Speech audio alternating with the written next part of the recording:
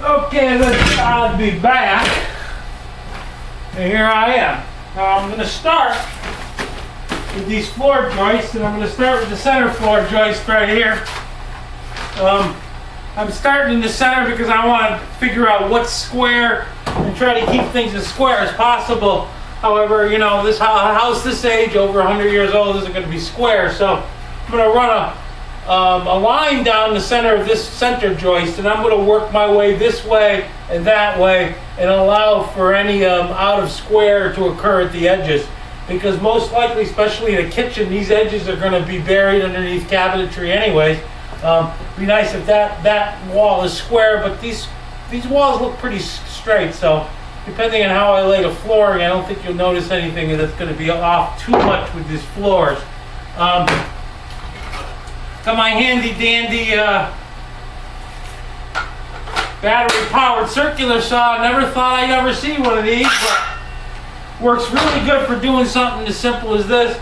I've already toenailed this joist in, and if you notice, I've got numbers on these joists because I already cut these joists and pre-fit them before I put the vapor barrier down. And the reason I did that is to try to cut down on traffic and the amount of work that's actually going to start occurring on top of the plastic, so I don't actually poke holes in it. So I actually laid all these joists in and pre-leveled them 99% of the work. There's a little trimming here and there that I noticed at the secondary time when I pulled them up to make sure that he's level, and I'm going to make sure that this central joist is dead nuts level so that so I have a reference for the rest of the floor. Again, I've toenailed this into here. This will get lapped and screwed. I'll throw a nice long 2 or 3 inch couple of screws in there. That'll keep it nice and tight there.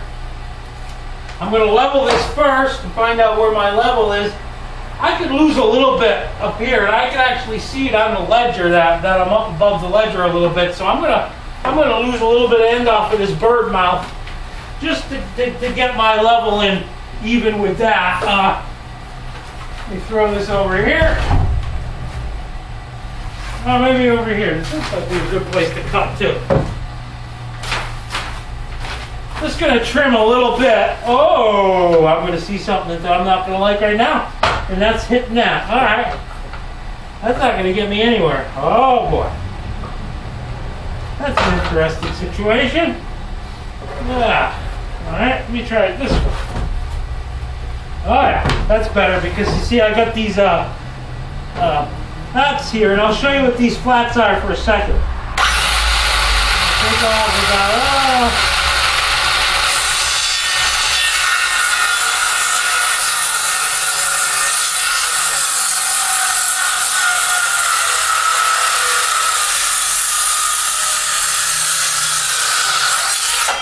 and there we go, and we have Nancy's here.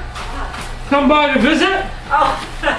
And just recording this and showing how to level off this one joist. You're just in time, sweetie pie, to come by and see how it's going. As you can see, we've got our vapor barrier down. Nancy's here to visit. And come on in, Nancy. No, I'm not coming in. I'm going to check my flowers. This is kind of like Mr. Rogers' neighborhood.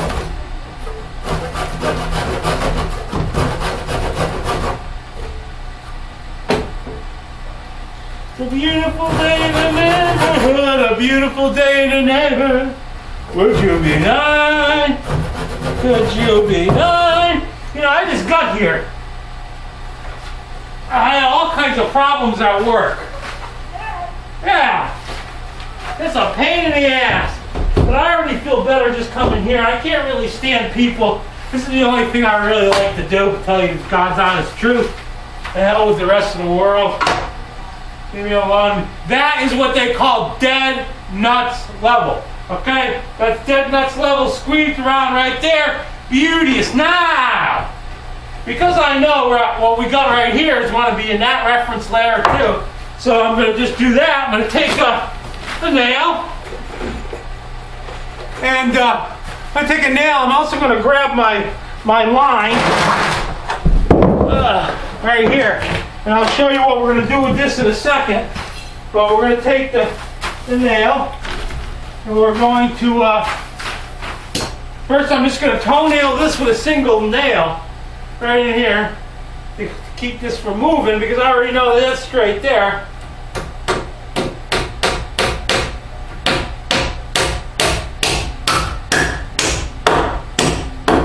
There we go. We got this toenailed into here.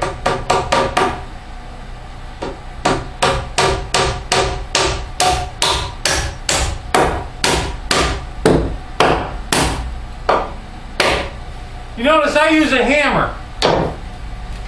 It's another invention that works really well and doesn't require you to plug it in, use electricity, and blow a bunch of air around. And also spend $50 for a freaking coil of nails, alright? I love these nail guns. You know, nail guns have their uses. Roofing, siding, something where you gotta put an awful lot of nails in a short period of time. But let me tell you something, the hammer, can't beat a hammer. Just for the satisfaction of beating it. Because when I use a hammer, one of the pluses that they don't tell you is that you can think of people that you don't like when you're hammering. So when you're nailing a nail, you can say, I am like beating somebody with this hammer.